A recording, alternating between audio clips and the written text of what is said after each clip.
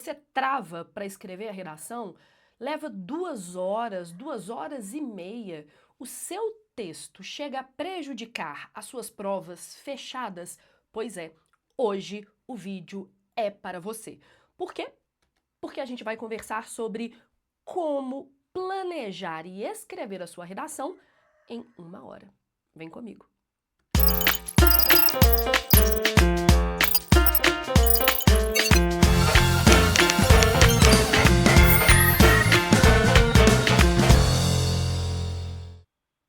Olá, meus queridos, tudo jóia? A primeira coisa que eu tenho que falar pra vocês é o seguinte: este vídeo só existe porque existe o meu Instagram, @JanaRabelo, que foi onde vocês pediram qual foi a maior dificuldade ao longo dos últimos meses de preparação e também vocês decidiram numa enquete, vou até colocar essa enquete aqui, qual seria o eixo temático que eu usaria para explorar essa discussão. Então, olha só, tô lá no meu Instagram, tchananana, vocês decidiram que eu ia falar sobre meio ambiente para falar do nosso tópico de hoje, que é como escrever uma redação em 1 hora.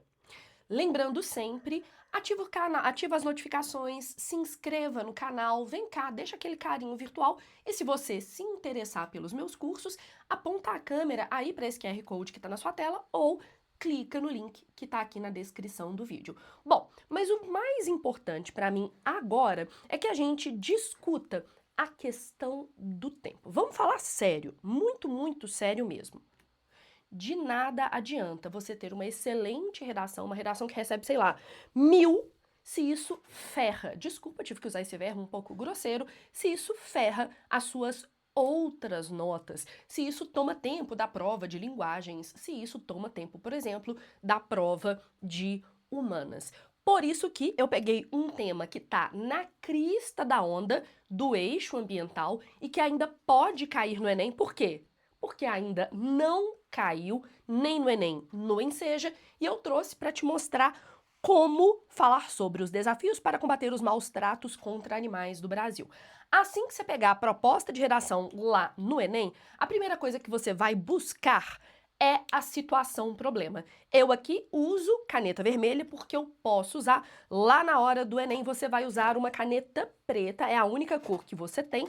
E aí eu gostaria de dizer para vocês o seguinte: se vocês quiserem, eu tenho a minha caneta favorita para escrever a redação, uma caneta que é bem pretinha, bem fininha, dá para fazer uma letra pequenininha e legível. Se você quer saber qual é a caneta, e eu posso te responder já com o link, deixa aqui embaixo qual é a sua caneta preferida, Jana, ok? Mas eu, como posso escrever com a caneta vermelha e para fins didáticos, vou destacar a situação problema com a caneta vermelha. O nosso problema hoje é maus tratos contra animais.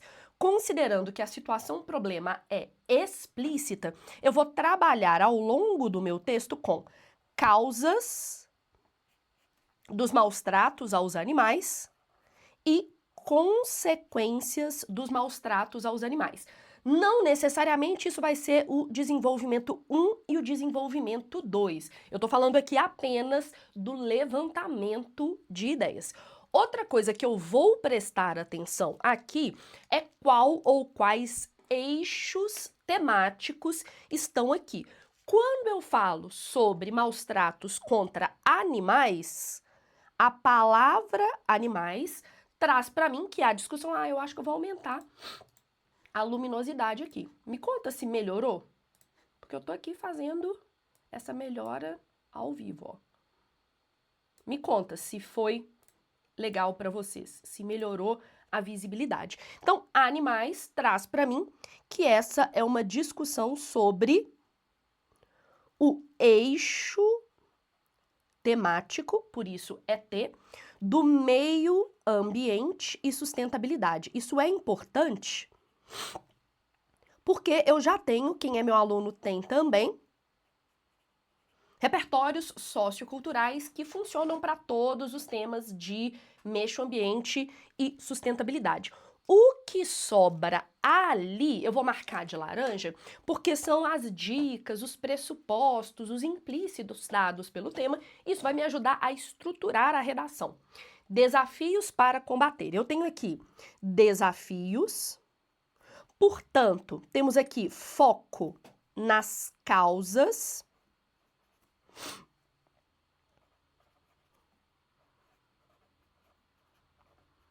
Portanto, eu vou fazer uma tese em que eu mostre a causa 1 e a causa 2 que vão ser exploradas. Nesse caso, gente, considerando que o tema deu foco às causas, eu apostaria, por exemplo, num desenvolvimento por adição de problemas. Causa 1 dos maus tratos aos animais no desenvolvimento 1, causa 2 dos maus tratos aos animais no desenvolvimento 2. E aí, entre os dois, a gente vai colocar um marcador de adição. Ademais, adicionalmente, além disso, observa-se também, beleza?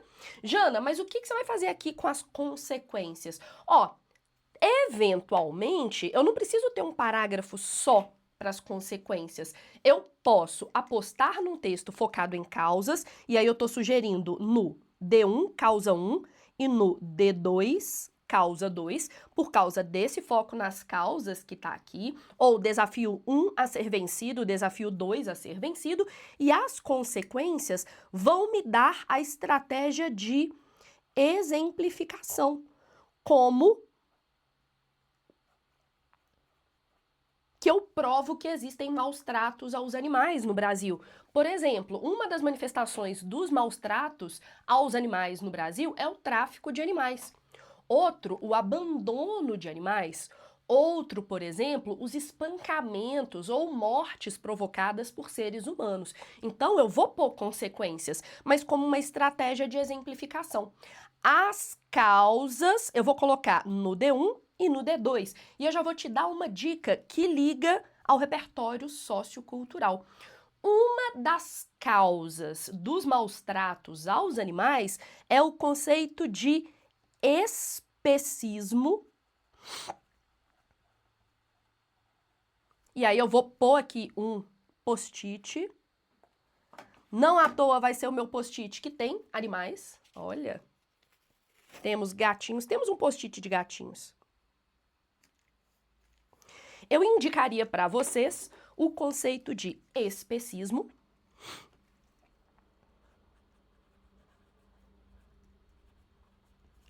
Conforme presente na obra do filósofo Peter Singer, que é aquela crença que a humanidade tem da sua superioridade diante de outras espécies, principalmente as espécies animais, e que fundamenta a exploração e os maus tratos aos animais. É porque a gente acha que é mais importante do que os outros animais, que a gente os maltrata, os explora, entre outros. Então eu estou usando um repertório sociocultural clássico do eixo do meio ambiente e transformando em argumentação. Além disso, eu vou apostar em uma outra causa, tá? Essa outra causa é dada pela minha coletânea, eu já deixei aqui marcado. O texto 2 da minha coletânea fala sobre a Lei Sanção, que é a lei que criminaliza os maus tratos aos animais no Brasil, e aqui é uma lei de 2019, ela é muito recente. Então eu poderia falar que a desinformação acerca dos direitos dos animais e da legislação que os protege, a exemplo da Lei Sanção, faz com que esses crimes fiquem sem denúncia e, portanto, sem punição. Então, eu fui lendo a coletânea e já jogando essa estrutura aqui, ok? Outra coisa que eu gostaria de destacar é que temos aqui a palavra combater. Eu ainda não estou montando o texto, não, gente, eu estou levantando ideias. A palavra combater me dá foco na proposta de intervenção. Então, eu faria uma tese em que eu antecipo as propostas de intervenção. A proposta de intervenção 1 e a proposta de intervenção 2. E eu sugeriria que, para a estrutura do seu texto ficar organizada, a sua proposta de intervenção 1 combata o especismo e a sua proposta de intervenção 2 combata a desinformação. Olha que coisa louca!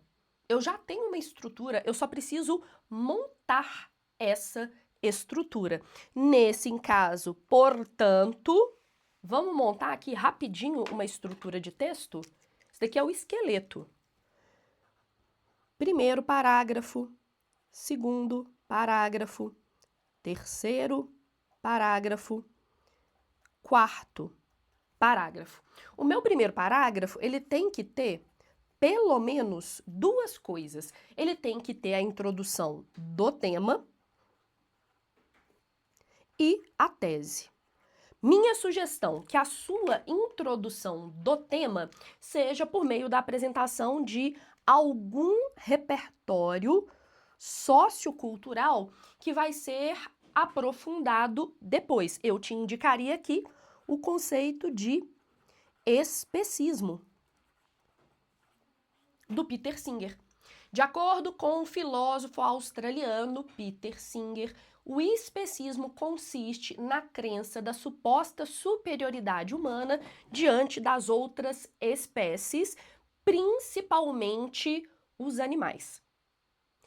Essa ideologia é um dos principais motivos para a persistência dos maus-tratos contra animais no Brasil.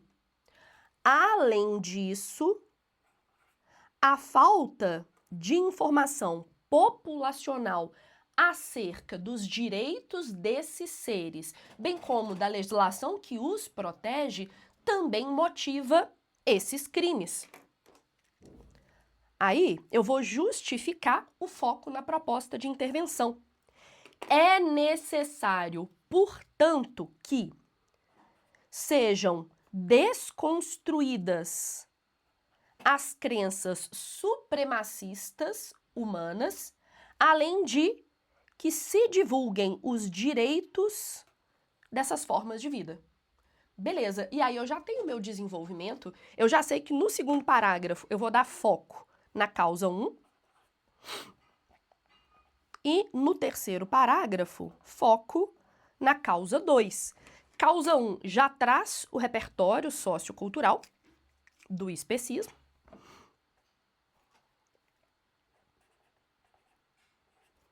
E na hora em que eu fizer a causa 2, que é a desinformação, eu faço a citação à Lei Sanção, que não conta como repertório sociocultural, porque está na coletânea. No entanto, é uma maneira de fundamentar. Uma lei de 2019 é muito recente.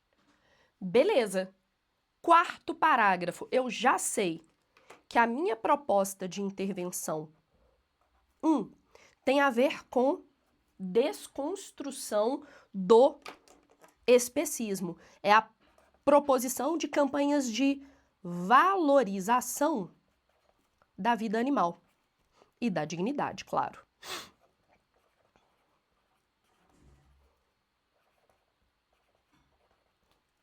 Isso pode ser feito por ONGs ligadas aos direitos dos animais.